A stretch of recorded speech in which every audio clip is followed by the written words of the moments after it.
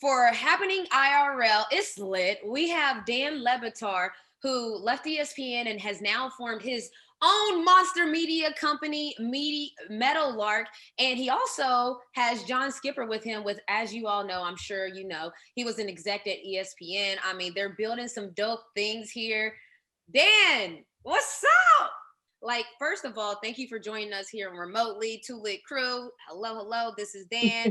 Everybody, that's Snook, that's Cole, that's the VP. You know about this because you have similar things on your show, but just tell me about your background.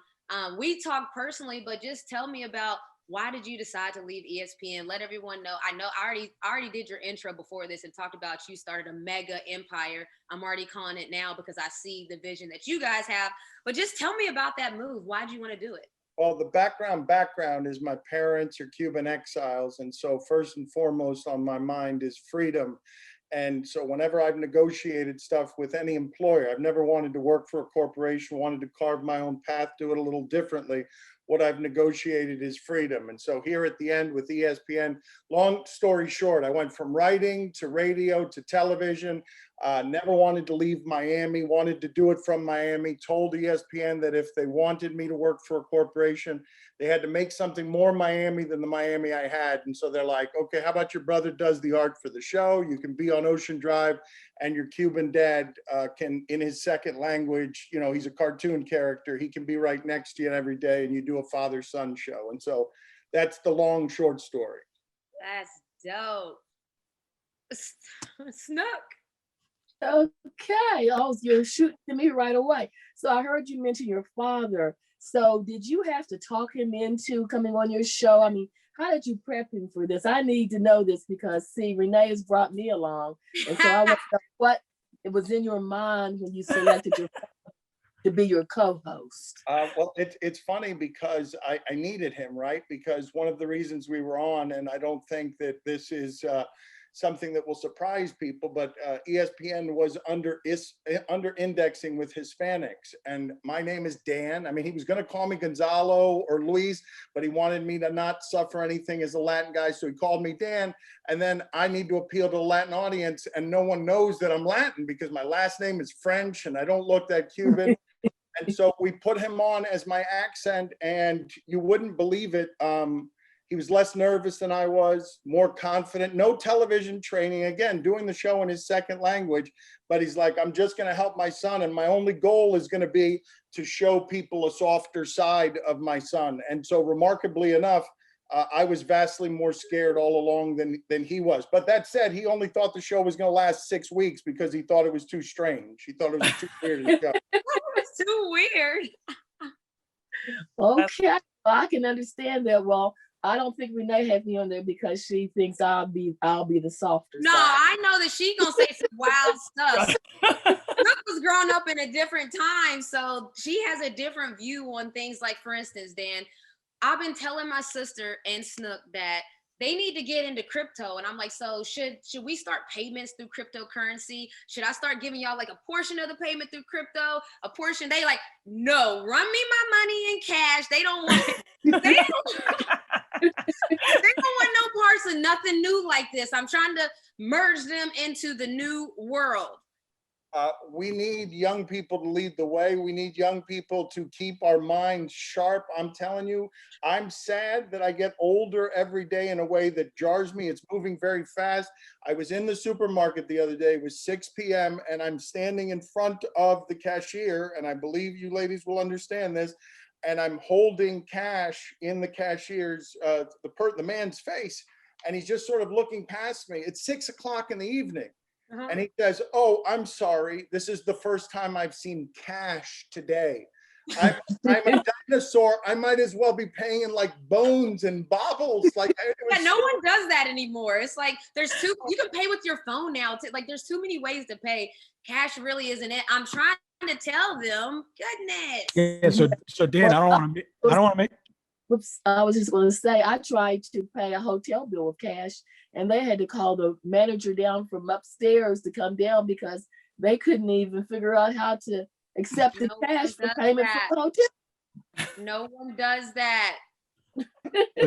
Dan, I don't want to make you feel older, but I mean, I grew up watching Highly Questionable.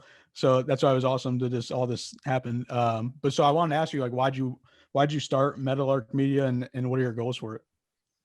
Well, what we want to do with Meadowlark Media is establish some content that empowers creators, that has, I know that in some of the conversations I've had with Renee, and I really believe her to be a powerhouse, one of the callings that she has is she wants to own her own stuff. She wants to be somebody who gets supported and doesn't have limitations on her freedom. And so we wanted to create a space for creative people to follow whatever it is their dreams look like, to build them and shape them. And we believe that we have the pieces in place to support that in a way that will create and birth content that makes content makers happy as they make it, because they're not enslaved by working for someone else. They're having the personal pride of working for themselves.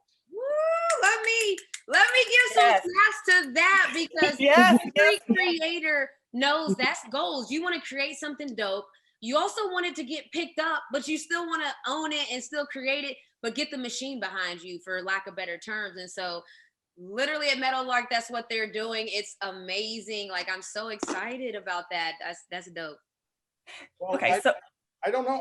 Have you guys announced? So you've announced in the beginning already that you're joining us, that you're going to be. This is the announcement, Dan. We haven't even. Thank you. So yeah, so what Dan is hinting at is, yes, remotely Renee. Bomb. I know you see it. New remote partnership. He told you all the things that every content creator loves to hear. And so when Dan told me his visions, he has John Skipper on. He has, like, this is a powerhouse in the making. I feel like it's already a powerhouse. When they told me they wanted us to be a part of their network, are you kidding me? Like, what? This is the dream. So yes, this is the announcement. It's gonna, as people know, they're hearing it now on a Tuesday, but yeah, no, this is how we're letting everyone know. And we're thrilled to have you, Renee. We really are. You represent the things that the company aspires to be. And I know a lot of people know your story, and the story is unbelievably charming and tough and strong. And it is an amazing story to tell. The idea that at a time of instigated social change throughout our country, that the women in professional basketball were stronger than even the men. And that's no knock on the men, who were plenty damn strong. But beyond your story, what I'm really looking forward to is just showing people your range, that yes, you can be wonderful on these topics, but it doesn't have to be typecast, that you can be a wide range of things to a wide range of people. And you are this one wonderful defining thing that makes you a symbol for America. But I'd love to, I can't wait for our audience to see the full range and breadth of your personality. Dan, I totally agree. A beep beep, okay. I want to toot her own horn. She's saying a beep beep. So I just have a quick question for you now. Jemele Hill's accomplishments, they speak for themselves. So how did you get her to join your network, or what made you choose her for your network? Oh, it's such a cool story. I mean, it's a longer story, right? The CEO of our company, John Skipper, was trying to instigate cultural change at Disney by giving a bunch of minorities and women a voice. And in so doing, the message got co-opted and we became a political organization, allegedly, when we weren't really talking politics. We were talking often about race, but you have to talk about those things in sports. And you guys saw over the last 4 years how race got hijacked, as it often does with politics. Anyway, all of which is to say, John Skipper gave Jemele Hill a wonderful opportunity to reinvent SportsCenter 6, put her seal on it. Jemele is the best of us journalistically. She's had it harder as a woman and a Black woman in sports writing, where it's a caveman audience, where she was often the only one. She is a strong, strong pioneer, and we've always supported the things that she is and the things that she represents. And we're really happy. And she's like-minded. She loves us, right? This is a bit of a family. We're going to be a broadcasting place. We're going to be a journalistic place, but really it's a family business. It's about supporting the people around us who care about the same things we do.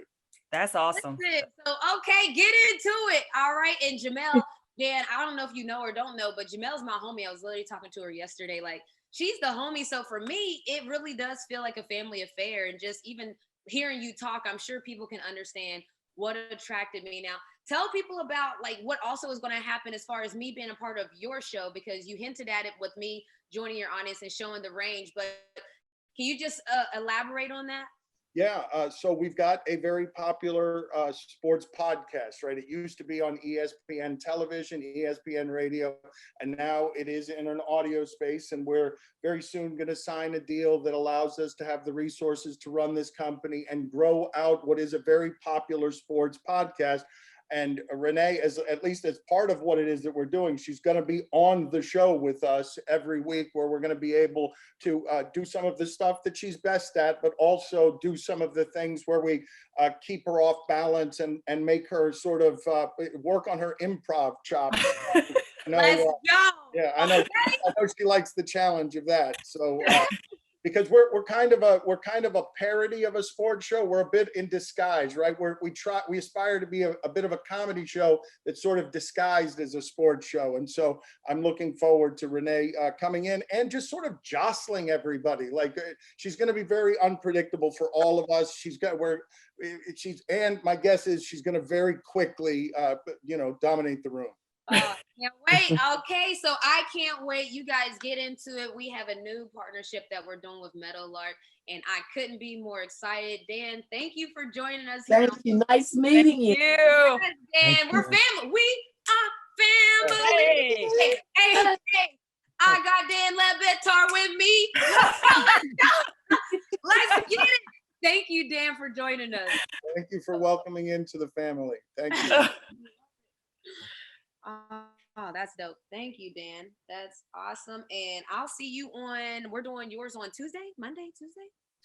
Yeah, we'll do it. I have it somewhere in the calendar, but it is a pleasure to meet you guys. Has Carl talked to you? I hope that Carl is very good. So I hope that Carl can give you the kind of support that makes you feel bolstered. We're not trying to, alter the spirit of anything. It would just be to give you the places wherever it is that you find that you feel like you're weak or have areas of weakness that we might be able to strengthen for you. We can figure that out. Awesome. Appreciate it. We appreciate it. Thank you. All right. See you later. Yeah, Thank you guys. Talking about it, and it looks nice. You look like you got a nice setup over there. Woo! I was like, hey. We're on the beach. You guys got to get down here. It's nice in Miami. It's hot. We were just there. Last year we had our girls' treat down there in Miami. Tell me about this. See, wait a minute. This is the stuff we got to be talking about. What was the girls' trip in Miami?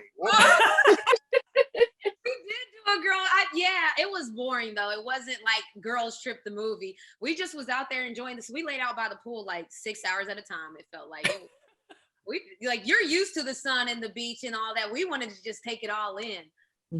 Where were you staying? The Mondrian. Oh, yeah. Wow, yeah. The Mondrian is funky. Well, that was girls' night. Like so you were on West Avenue, like Mondrian, like where the funky art is. Yeah. Yeah, we was all of that. Yeah, that's where we were. And so were they open like DJ downstairs, or not open like that? Yeah. We went to a pool party. What, two pool parties? You went to Jesus. You went to 2 pool parties at the Mondrian? Like those are big, like popular pool parties here in Miami. It was like the ladies were walking around giving away free shots. It was like the whole thing. We actually went to it. We were going downstairs not knowing that it was a poppin' party. And when we got down there, they're handing us drinks and we're like, okay. Like we kind of thank you. Okay. You got to get you all down here to Miami for that. We did.